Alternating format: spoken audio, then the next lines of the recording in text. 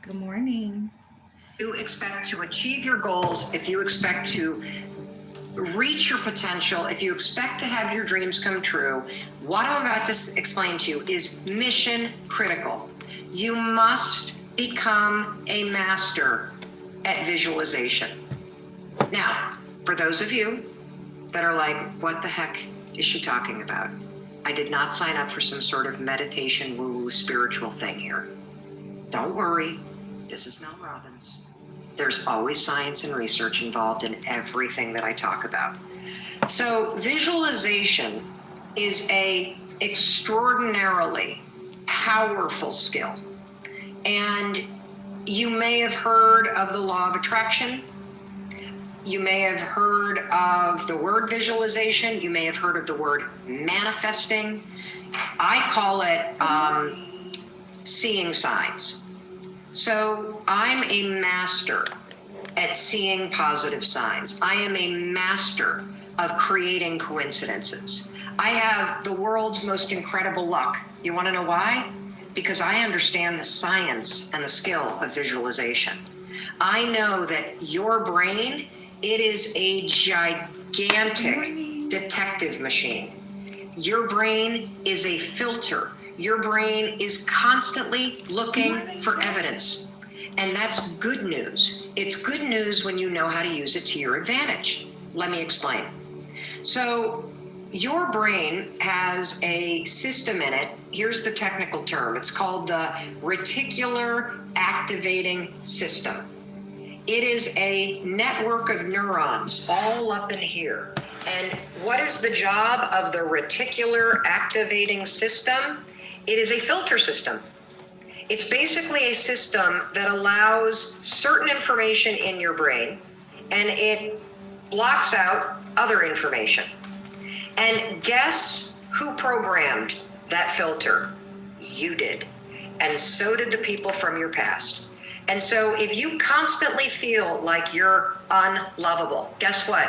Your reticular activating system is going through the day and it is going to point out every single piece of evidence that confirms that negative belief that you have. If your goal is to improve your self-worth, I want you to visualize what your life looks like and how you're going to feel about yourself when your self-worth has improved. Here's how you're going to do it. So there's two things that you have to do when it comes to visualization. You have to close your eyes. Truly, I know it sounds stupid, but I want you to close your eyes and I want you to, in your mind, have a specific picture of what it looks like in your life when your self-worth has improved. You're going to see yourself speaking up at work. You're going to see yourself talking more about your business. You're going to see yourself leaving bad relationships. You're going to see yourself defining boundaries. You're going to see yourself going to the gym. You're going to see yourself taking care of yourself. And when you start to visualize the image of that, I want you to consciously, this is step 2, consciously think of the positive emotions that you're going to feel. I'm going to feel happy. I'm going to feel proud. I'm going to stand taller. I'm going to be so grateful that I made this change. Marrying the specific picture. Oh, there I am. There I am. I'm at work and I'm raising my hand. Amazing. I'm sharing my idea. There I am. I'm getting a promotion. There I am asking for a raise. There I am. I've just signed up another customer to my business. There I am. I've gone back to school. I feel so good about myself. When you do that, here's what's actually happening in your brain. This is the cool science part. You are training your brain to have a totally different filter. You see, your brain, my brain, it doesn't know the difference between something that actually happened to you, like the F you got in your test in 10th grade, and the things you imagine that are happening to you. Let me say that again. Your brain doesn't know the difference between the bad things that actually happened to you, the real memories that you have, and an imagined memory that you're creating. Your brain will experience you visualizing going to the gym, you visualizing how happy you feel when you do, you visualizing asking for that raise and getting it and how proud you're going to feel. Your brain, when you visualize in the way that I'm teaching you to, it encodes it as a real memory. And that's important, because when you encode it as a real memory, it changes the filter system, that reticular activating system. And here's what we know based on research. The more you visualize things, number one, the greater your confidence is going to be, the greater security you're going to have about it. And here's the really cool thing. The more you do this with your goals, you wake up every day and you just visualize. It takes 30 freaking seconds, for crying out loud. You visualize having a great day at school. You visualize curing your panic and how proud you're going to be. What studies suggest and have proven is that simply visualizing yourself doing things actually develops the skill and helps you improve the skills, just as if you were actually doing it. The problem with passion is that you and I have bought into this massive fantasy world where we think that passion is a person or a place or a thing, that somehow, like a needle in a needle in a haystack, that you are somehow just going to stumble into the thing and you're going to find that one person, or you're going to find that one thing that you're meant to do, or you're going to find that career. And honestly, we got to change the way that you think about passion and purpose before you will actually be able to bring it into your life. Because the truth is, passion isn't in a person, it isn't in a place, and it isn't in a thing. It's something inside of you. And when you flip the definition of what passion is, and when you actually understand what you're looking for when you say, I want to discover my passion, then you'll be able to create more of it in your life. I started thinking about luck because for a long time in my life, I started to think that luck was for other people, that luck was just one of those things that if you were lucky enough to be born with luck, you won the lottery, you got the job you wanted, your family got along. And the truth is, there's a tremendous amount of science behind luck, that luck is something that you can make for yourself, that you can become luckier based on the things that you do and the things that you think about. And one of the things about lucky people is a lot of lucky people make their luck because they have trained themselves to think optimistically. And one small trick that you can use in your life that is free, you can do it today, is when you go to bed tonight, before you go to sleep, I want you to write down one thing that happened today that was good. That's it. Every night before you go to bed, I want you to write down one thing that happened today that's good. In fact, let's do it right now. In the comments, go to the comments and tell me one thing that has happened today that you can think of that's good. Just one thing. Maybe you got up on time. Maybe you didn't have traffic today on the way to work. Maybe you haven't fought with your kids this morning. Maybe you got to the gym. Maybe you woke up and for the first hour of the day, you didn't make yourself wrong.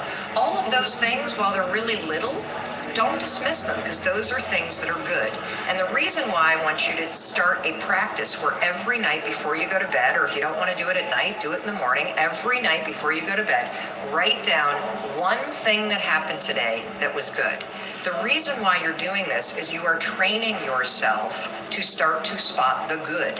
Believe it or not, training yourself to start to look for the good in your life fundamentally trains your mind away from looking at the negative, so that you start seeing this thing that's positive about your life versus that thing that's negative about your life. You're never, ever, ever, ever going to feel like doing the things you need to do in order to have what you want. You're always going to need to push yourself. You're always going to need to parent yourself. So what is the net advice on this? What is the bottom line? The bottom line is no one's coming. No one. No one's coming to push you.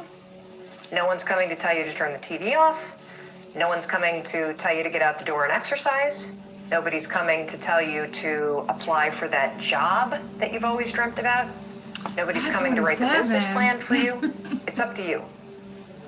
And because you're only ever going to do the things that you feel like doing right now or that feel good right now, unless you understand that you've got to parent yourself, you got to push yourself, you're not going to make your dreams come true. You're just not.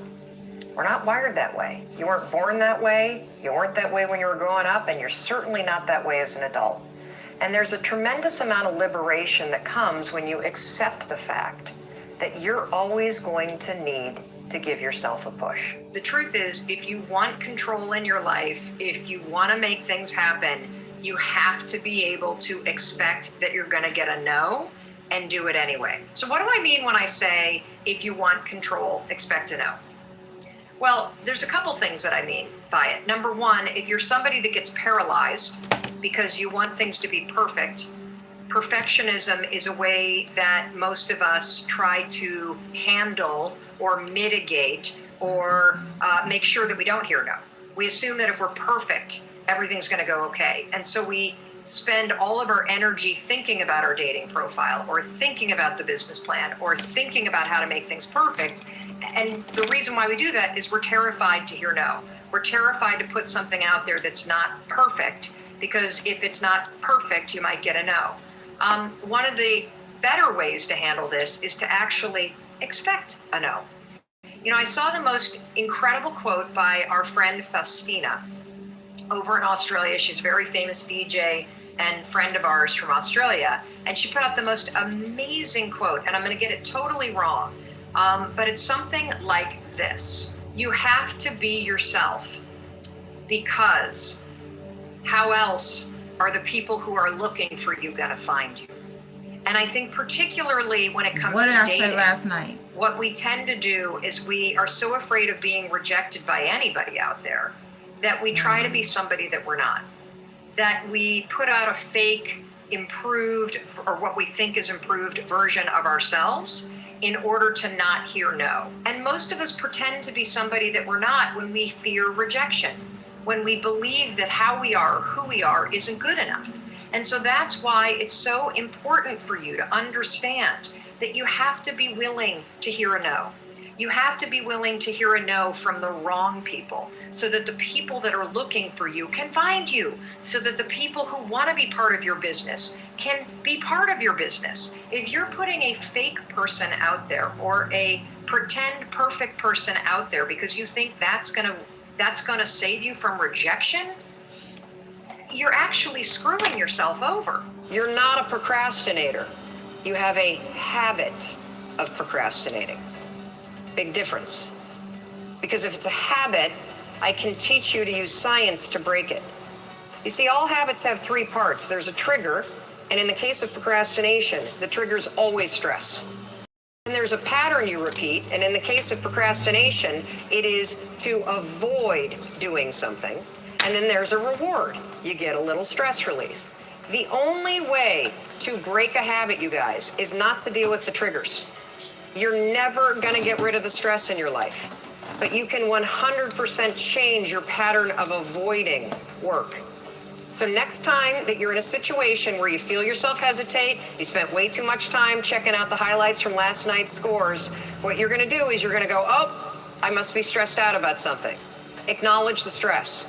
Then go 5, 4, 3, 2, 1. I want you to count to yourself, because I want you to interrupt the habit that's stored here, and I want you to awaken your prefrontal cortex. Then I want you to jerk just for 5 minutes.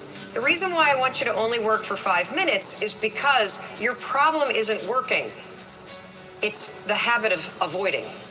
I just need you to start. And here's the other cool thing. We know based on research that if we can get you to start, 80% of you are going to keep going. Do it anyway is a mindset trick that you can use when you start to feel excuses roll out. It works a lot like the 5-second rule. So you have said to yourself, okay, I'm going to talk to my boss today about that thing that I've been avoiding talking to them about. Or maybe you've said something like, I'm going to go to the gym today or tomorrow or whatever. And then the moment comes where you've got to have the conversation. Or the moment comes where it's time to pack up your bag and leave your desk and go to the gym. And what always happens?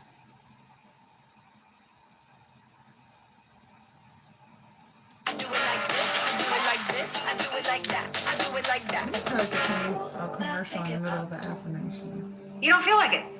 I bet there are plenty of you watching that have made a commitment that, I'm not going to have a drink tonight. And then guess what happens when you get home? You don't feel like not drinking. You feel like having a drink. And so here's what do it anyway has done for me. The idea that I just do it anyway has pushed me to realize and to recognize that there are a lot of moments where there are things in my life that I really want to do, I need to do, I should do, but when the moment comes, I don't feel like it. And so I pull out this idea of, you know what, I'm just going to do it anyway. It's raining outside. I said I would go for a short run. I don't feel like it. I'm going to do it anyway. It's 6 o'clock in the morning. I'm tired. It's cold. I laid out my yoga clothes, but now I don't feel like it. What do? I do it anyway. When you start to say to yourself, I'm going to do it anyway, what happens is something really cool. You acknowledge that there are feelings that you have that are trying to swoop in and hijack you. You acknowledge them and you basically say, guess what? I'm going to do it anyway. The one person that is diminishing your ability to make these dreams a reality is you. Because when you state your dream, this is what happens. You state it. All of a sudden, you're present to how far away you are from it. And when you see the distance between where you are and where you want to go, the direction that your dream requires you to walk in, you're going to get present to the gap. And that scares us. That's where fear comes into play, and you start to think of all the reasons why you don't deserve it. You start to think of all the reasons why you can't do it. All that you have to do in order to start to pursue your dreams is take small actions every day that align your life in that direction. So what does that mean if you want to play guitar professionally? It means that you start playing guitar more. It means that you sign up for open mic nights. It means that you go back to class if that's something that interests you. You see, your dreams will happen either because of you or in spite of you. They don't happen because of other people. They happen because of you and what you do. The second you have the bravery to state that dream, now are you going to create it, or are you going to diminish it in your mind? Here's your new definition of passion. Passion is simply energy. That's all that it is, okay? Passion is what you feel when you are energized and excited about what you're doing, okay? I want you to think about that for a minute. I want you to think about a moment in time when you felt incredibly passionate about something, okay? And why don't you in the comments tell me where are you watching from, and tell me about a moment in time when you felt incredibly passionate about what you were doing, about where you were, about the people that you were with. Describe that moment for me, because when you start to really investigate passion as energy, this is what you're going to discover. Those moments when you were super passionate, like I'm sure my kids would write down when they're doing community theater with all their friends. I would write down whenever I'm doing any kind of creative project with my team, I'm incredibly energized. Whenever I'm doing group exercise stuff, climbing a mountain, doing a 5K race, doing some sort of walkathon, I'm incredibly energized by that. Whenever I'm doing some sort of creative project, incredibly energized by that. Whenever I'm working with our video team, incredibly energized by that. Whenever I am coaching someone or giving advice, I am incredibly energized by that. And so what I want you to understand is that if you look back on your life, you have had moments where you have felt passion. Now, I'm being very deliberate how I'm talking this morning on Coffee Talk, because passion is a huge topic for so many of you. And you've been so focused on trying to figure out what job is going to make me passionate. What job is my passion? What is my purpose on the earth? I'm going to tell you what your purpose on earth is right now. Your purpose on earth is to figure out by society that will be happier if we have a new car. We'll be happier if we have a better dishwasher. We'll be happier if we have the skin lotion that's got the almond scent. And we're also psychologically anchoring our sense of control and our sense of happiness on achieving those things. And what you're experiencing is no different than what millions and millions and millions of us experience. And that's that emptiness that you feel when you buy the lotion that smells like almond butter and it doesn't make you happy. Or you get the promotion and you have an extra $100 in your paycheck after taxes, and it means you can buy the $14 Chardonnay, not the $10 Chardonnay, and it doesn't make you happy. And the reason why is the I'll be happy when life, the chase the carrot life, the get to the next thing life. That form of happiness requires you to be driving, let's use the car analogy again, to be going 60 miles an hour at all times. And happiness is achieved through a different formula.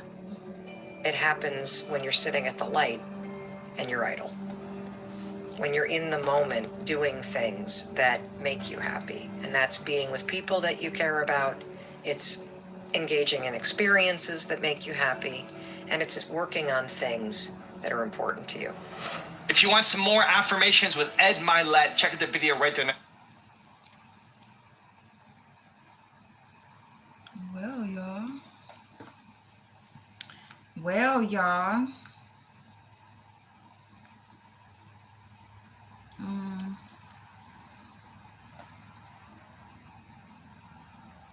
What do y'all think about that? Ooh. What do y'all think about that way of thinking?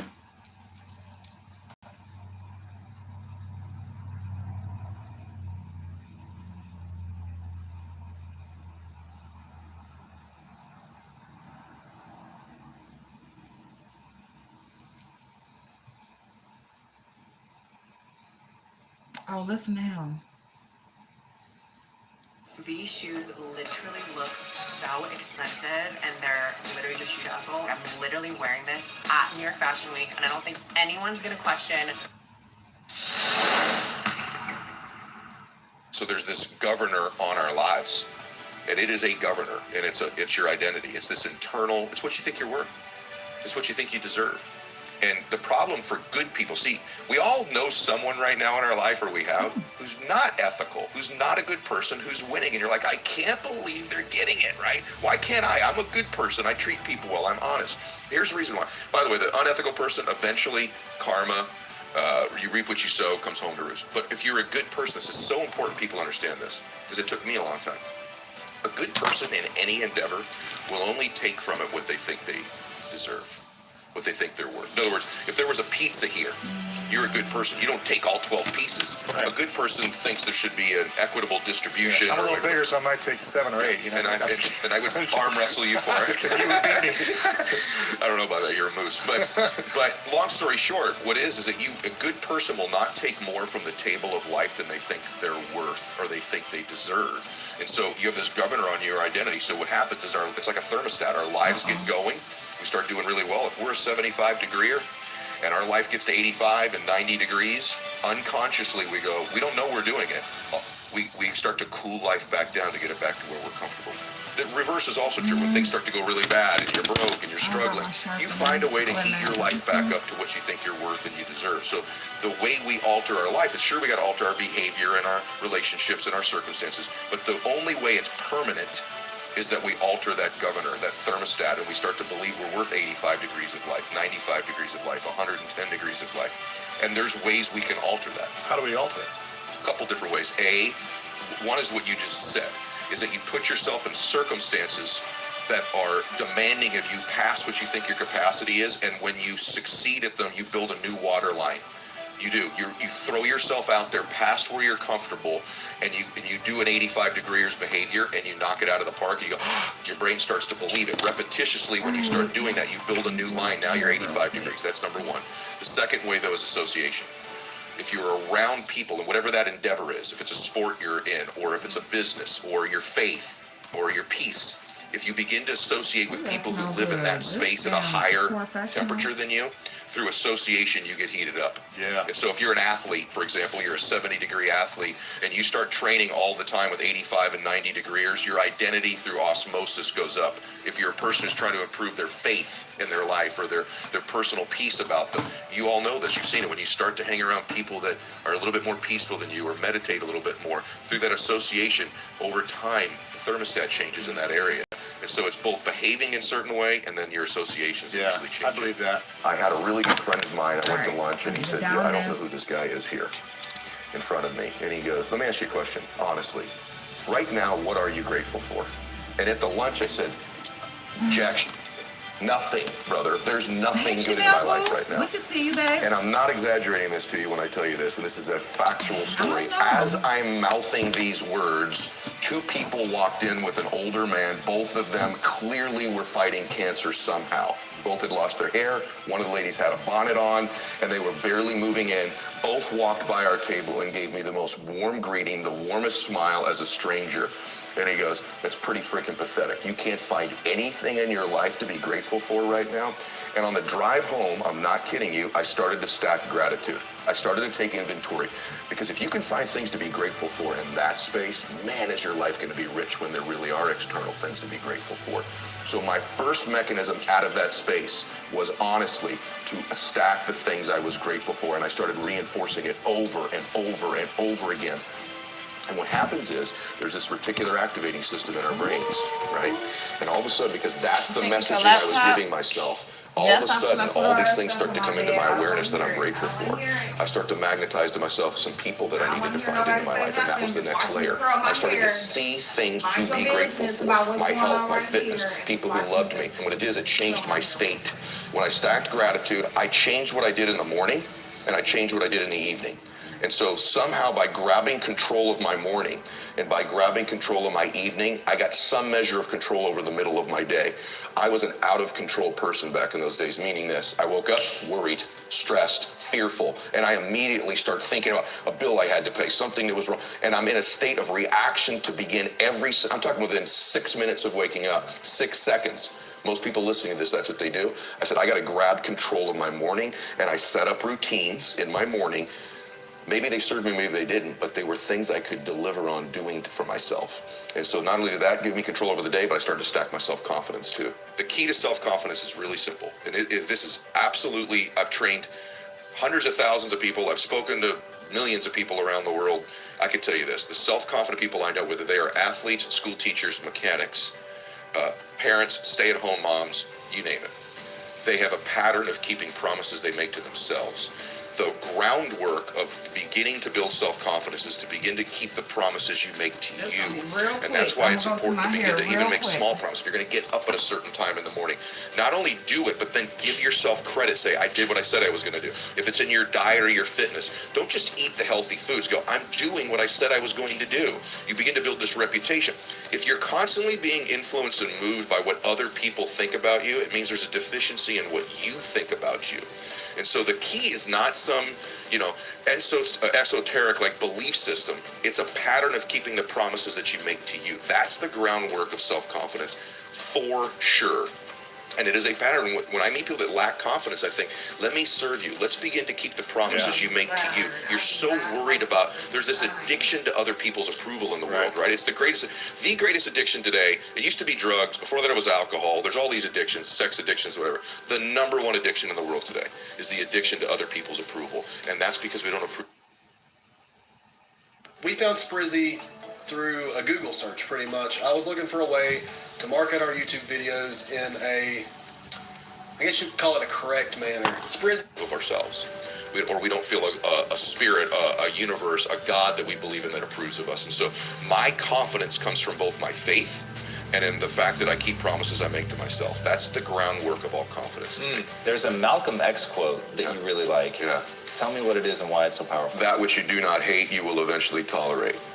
And I think that identifies most people's lives. In other words, average becomes sort of like this slow asphyxiation. It's almost like an anesthetic. and that over time we become kind of immune and dulled to the average that we're becoming. I know this is true, at least for me. You probably experience it yourself too.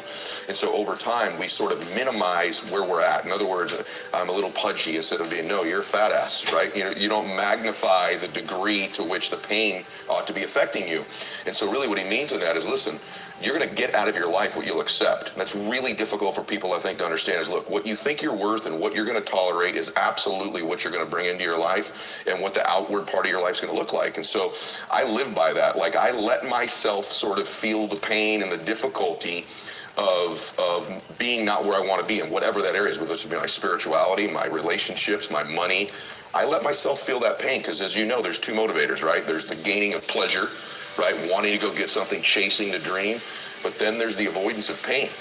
And for a lot of champions, that's a pretty big driving force for them. And so at least for me, I leverage both of those things on me to get myself to take action. The elite performers look at time and use time completely differently than the people who perform at an average level. The first thing I want to tell you about people who win, who max out, they are in a much bigger hurry than the people who are average. And I'm not kidding you when I say this. They're in a bigger hurry to get to their destination, to get to their outcome. Their pace is faster. They walk faster. They talk faster. And their expectation when they're going to arrive at their destination is sooner. This may seem like a very small, subtle thing, but I want you to evaluate how big of a hurry are you in? Because there's something to be said about how close you think you are to a goal and how fast you will run to get to the finish line. Let me give you an example of that. If you and I started out right now and we had a 26-mile marathon to run, right? In our minds, it was 26 miles, and we were going to race each other. We would pace ourselves at a certain speed in order to maintain that speed because of the duration of the run. So if it was a marathon, we'd jog, wouldn't we, pretty slowly. You certainly wouldn't sprint 26 miles. And so because the destination, because the finish line is so far away, our pace or our hurry is limited based on how far away we think we are or when we'll arrive there. But if you and I were to run a 100-yard dash, would the pace be the same? Because the finish line is so much closer, we'd run full speed from the minute we took off, wouldn't we? Because of the proximity of how close the finish line is. The people that win in life don't necessarily have more vision than you. See, it's not a lack of vision always that means that you are going to lose. It's a lack of a type of vision, which is depth perception. You think you're further away from the outcome, and so you pace yourself like it, and you jog all the time throughout your life. The people that win may have a bigger vision, but they have accurate depth perception. They understand how close their goals are, how close their outcome is, and they're constantly in a sprint to get there throughout their day. That means consequently, they get started earlier and they finish later. They get up earlier. Throughout the day, they're in a bigger hurry to get to the places they need to be because the finish line in their mind is so much closer. I cannot emphasize this enough to you, is just the pace and the way time shrinks for elite performers compared to the average. I'm telling you, the average performer can say the same things, read the same books, have the same schedule, yet the person who is in a bigger hurry throughout the day ends up winning the day, winning the week, winning the month, winning the year, and winning the life. I'm addicted to one more. And so I want your mantra going forward to be one more. What does that look like if we're working out? That means when we're in the gym and we say, I'm going to do 5 sets of 10, I'm crazy. Like I'm a psycho because I want to win. I want to be somebody. I want to separate. I want to compete. And the way I do that isn't with my giftedness, because I wasn't born with a bunch of gifts, and I think gifts are crap. I think for the most part, gifted people struggle in life because things come easy to them. I like that things haven't come easy for me in my life. I like that I have natural talents in every area. And maybe you like that about you too. Maybe you've looked at yourself all your life and thought, man, I don't have that natural beauty or that natural talent or this gift for creativity or intellect or humor. I don't have any of those things. But what I got is I will outwork you. And so at the gym, one of the things I focus on, they say it's 5 sets of 10. When I'm at 10, I go one more, bam, 11. If I'm running on the treadmill and it's a 45-minute run, I never finish at 45. I always go one more minute, 46. If I'm at the office and I'm supposed to make 25 phone calls that day, when I'm at the end of the day, I always do one more. If I've got meetings, I always do one more. My mantra for 3 decades in business has been one more. How bad do you want your goal right now? I think there's a lot of people in the world today, because it's a really niche thing to talk about. I want this is my outcome, this is my goal. Like, how bad do you want? Do you want it as bad as breathing? Do you want it as bad as anything you ever wanted in your life? And if you calibrate it at the highest enough levels, what I found is the people that are the hungriest, they find a way. When you know why you want something, when it's desperation, the power of being desperate is something that most people avoid. They think desperation is a weakness. And I'm here to tell you, desperation is one of the most powerful emotions you could possibly possess, because when you're desperate, you find reserves and reservoirs of ideas, talents, and a strength that you don't know you have when you find yourself in a desperate situation. So ironically, the one thing most people avoid in their life, hunger, which is caused by being desperate. When you're starving, you become desperate. Think of somebody who's starving on the street. They've got to, how resourceful would you get if your children were literally starving and you had to feed them, right? So the number one thing we need more than anything to win is hunger, which comes from a state of desperation. Yet we're constantly trying to comfort ourselves in the real world to avoid the state of being desperate.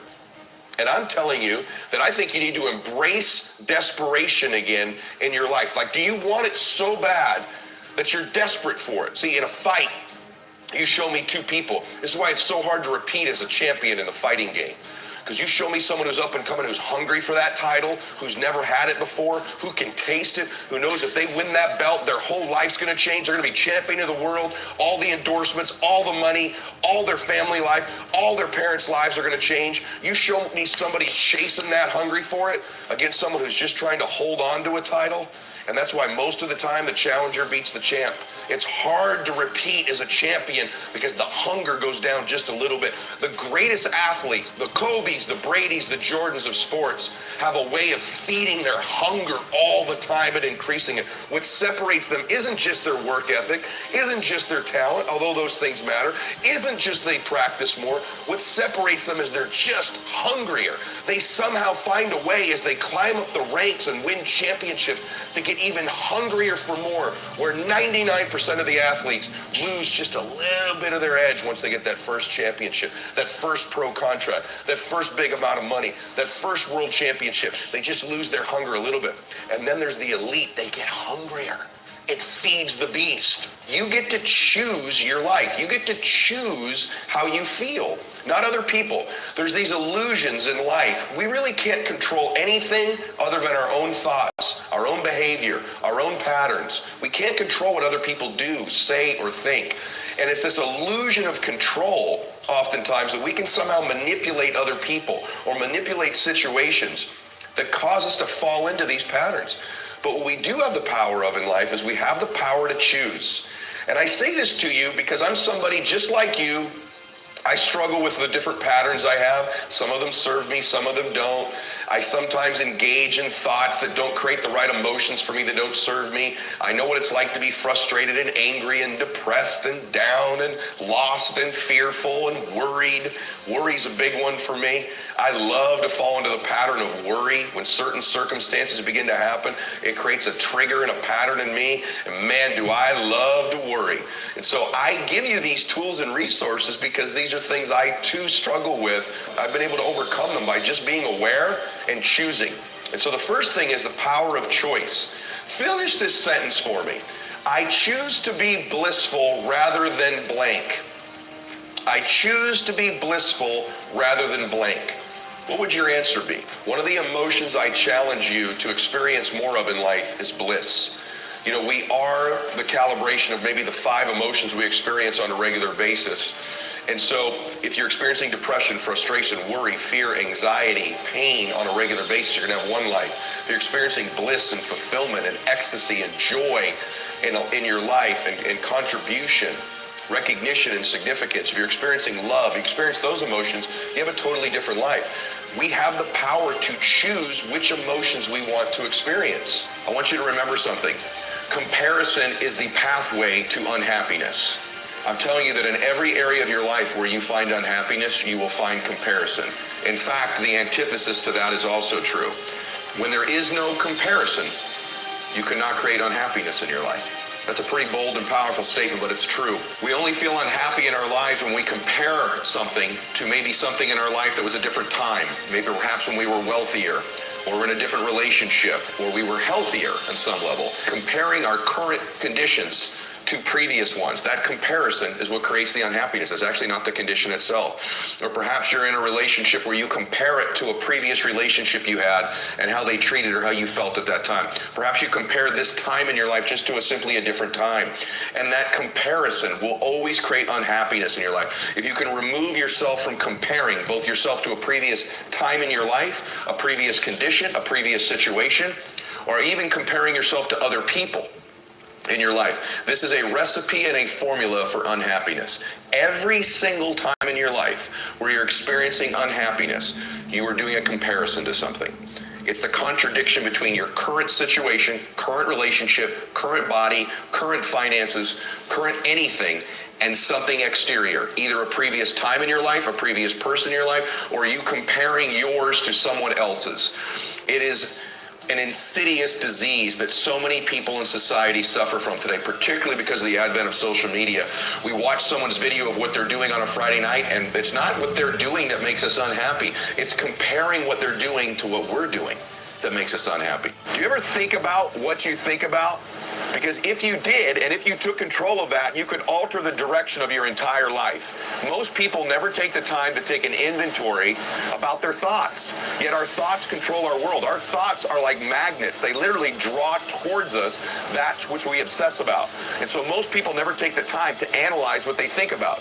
The most successful people I know are the most self-aware, meaning they're aware of what they do, and they're also aware of what they think. They're aware of how they're perceived. Average person, you and I, have about 75,000 thoughts a day rattling around in this thing we call our brains and our minds. 75,000 of them. The crazy thing is 91% of those thoughts are identical to the previous day and are identical to the day before that and the day before that and the day before that. And then we wonder why our life seems to repeat itself over and over again. So really the difference in our life, if we have 75,000 thoughts a day, here's the crazy thing. 91% of them are exactly the same. The separation in our life is in those 9% of their thoughts, because remember this, these magnets are pretty powerful. That's why I'm always saying that your obsessions become your possessions, because they do. You draw into your life exactly what it is you think about. It's a physical reality that you attract to yourself what you think about. So the difference in our life is 9% of our thoughts. That's why people say all the time, the difference between winning and losing is so small, it's almost too scary to talk about. And really, we've identified what it is. It's 9% of what we think about alters the direction of our life. So what I'm here to tell you today is you've got to hone in and get aware of what you think about, and then alter those 9% of the thoughts that are variable on a daily basis to serve you. If you want to see the affirmation for success video we did on Gary Vaynerchuk, check out the video right there next to me. I think you'll enjoy it. Continue to believe, and I'll see you there. The number one mistake that people are making in life today, and it's just so unbelievably obvious, is they're living life in the middle.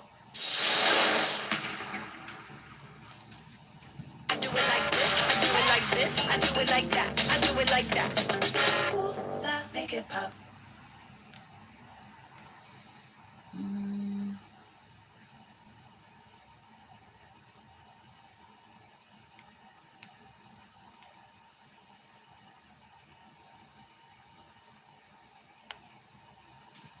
I want you to find 10 to 15 minutes. That's it. That's all it takes. 10 to 15 minutes. I want to teach you how you use some simple things to push through the excuses that are always going to be there and the fear that's always going to be there, so that you can do what you need to do every day in order to inch yourself closer to whatever that big goal is.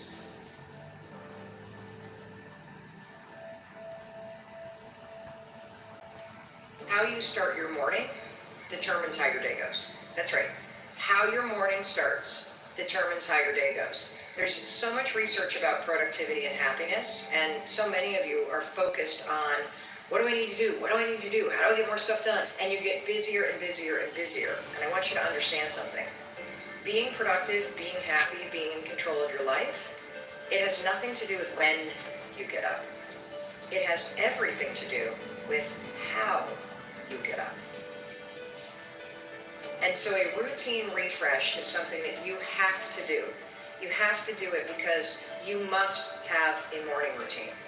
If you don't have a morning routine, your entire day will get hijacked. If you don't have a morning routine, you're going to wake up behind, you're going to wake up stressed out, you're going to wake up and make a major mistake, which is you're going to let the world come into your brain and set your priorities before you even put yourself first. And so a routine refresh is critical. Refresh your routine. Why is this important? Because there is so much science that talks about the power of your morning routine. And there's also so much noise out there about the morning routine. But all of the articles out there tend to be written by guys that have 2.5 hours before work starts to somehow drink mushroom tea and meditate and go to yoga and exercise and drink bulletproof coffee and sit in an infrared sauna.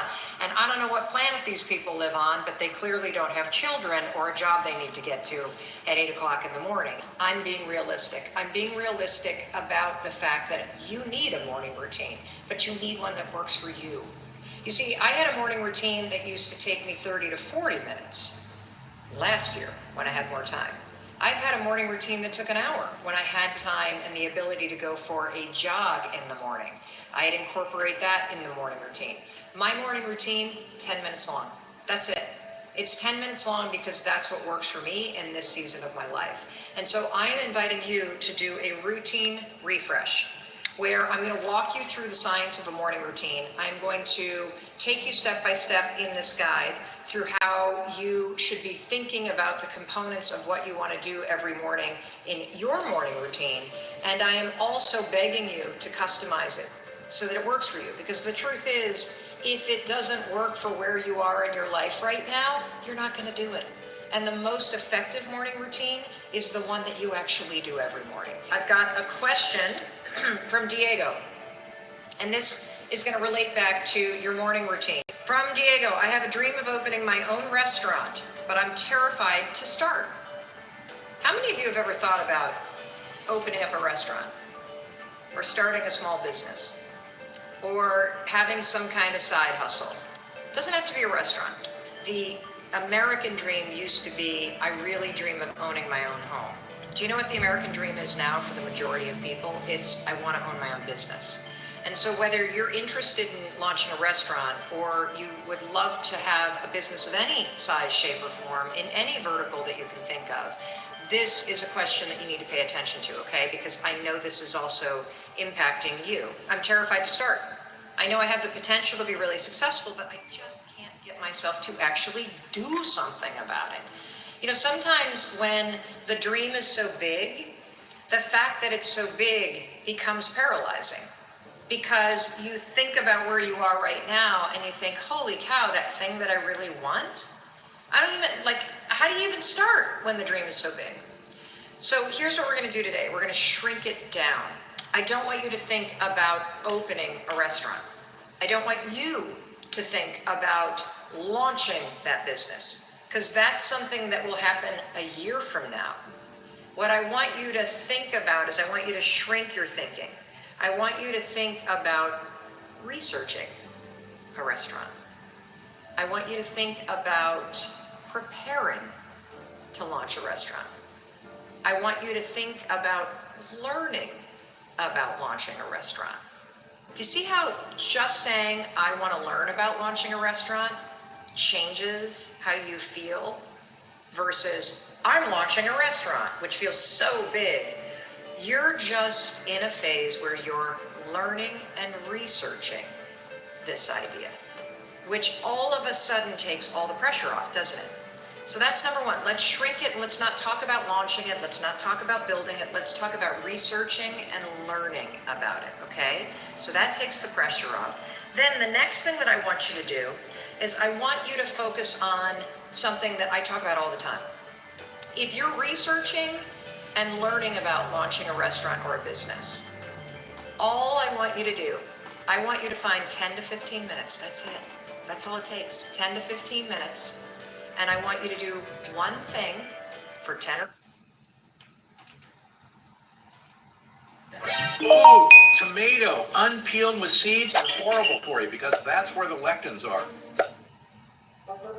Avocado may be one of the best fruits that you can eat. Studies show that eating one avocado a day helps you lose weight. Potato is not what you're supposed to eat. It's full of lectins. Sweet potatoes are actually great for you. They're a great source of prebiotic fiber. Try boiling them for a real treat. Acai bowl, throw it away. Please stay away from acai bowls. Eat acai instead. Mushrooms, they're loaded with polysaccharides that feed your friendly bacteria. Soy is not a natural food for us. Lemon water. Have all the lemon water you want, but don't have lemonade. Oh, a salad with corn and edamame and tomato. So you think you're having a healthy salad. Your body thinks you're trying to kill it. But the real issue is not just this. There's something bigger going on that you need to know about. More bitter, more better. The right vegetables and fruit can help you lose weight, give you more energy, and really help digestive problems. So I tell you what, let's go shopping. 15 minutes a day that helps you learn or research about the idea of launching a restaurant. How many of you are starting to feel a little bit lighter? How many of you are starting to feel like, holy cow, thinking about it that way, I actually could get started today? Making this smaller and making it something that I'm learning about rather than doing and launching and that somehow thinking about it differently frees up the ability to get started. I want you to do one small thing a day. So what could you do? You could read an article about somebody that launched a first-time restaurant. You could look online for 10 to 15 minutes for a local restaurant networking event. You're not launching or building a restaurant yet. You're learning about it and you're researching it. And your job as a student of this subject is to do something every day for 10 or 15 minutes in order to learn or research it. That's it. That's all I want you to do, because here's what I know. If I get you to start doing that and you do this every day for 10 or 15 minutes, which you absolutely can, guess what's going to happen? You're going to feel momentum. You're going to feel like you're working on it. You're going to meet people that are interested in it. You're going to learn things that are going to lead to the next thing that you need to learn. And you will have mastered the art of getting started. And by doing something a little bit every day, you're also going to master the art of continuing to keep going. And from there, it'll snowball. I promise you. I promise you. As you meet people, the next thing you'll do would be to learn more from them. As you read and watch tutorials about people that have started restaurants, as you watch television programming about it, you're going to feel more inspired. You're going to start to see, I think I can do this. That's going to lead to the next thing. Trust me when I say it's all about the little progress you make every day. I want you to stop talking about launching it and building it, and I want you to shrink it back to I'm learning about it and researching it. That's number one. Number two, 10 to 15 minutes a day, you are a student of this subject. That's it. Get yourself a notebook where you keep all your notes. Get yourself organized like you would as a student, and find one thing you can do every single day that teaches you a little bit something about this subject that you're really interested in. And trust me, it'll all happen just by doing that. There will always be an excuse not to do the things you need to do, particularly the things that scare you, that you have to dream, you have to visualize. We're going to talk about the science of visualization. It's easy to dream. It's really hard to do. And I want to teach you how you use some simple things to push through the excuses that are always going to be there and the fear that's always going to be there, so that you can do what you need to do every day in order to inch yourself closer to whatever that big goal is. But what I want you to do is I want you to use a science-backed tool called visualization to your advantage. There's hard science around visualization, but I've noticed that most people only explain 50% of what you're supposed to do. But it's critical that you understand the two-step process of what you're going to do in terms of visualization. And that's this piece of visualization that everybody misses, that the science says is the most important. You can't just write down your goals. It won't work. You can't just put up a board with photos on it. It won't work. You have to do the second part, which is you have to imagine yourself taking the steps to get there. Not the end, Okay. All right. Oh, did it go dead? It went dead. My bad, y'all. It went dead. Okay, so excuse me and all of my mess. This is my get ready with me, y'all. This is it. I was about to put on something else, but I gotta go. I love y'all. I hope y'all have an amazing day. We on time. Yes, we are. We're on time, y'all. I'll put on a glossy in the car and a little lip liner. But outside of that, this is it. Love y'all. Have an amazing day.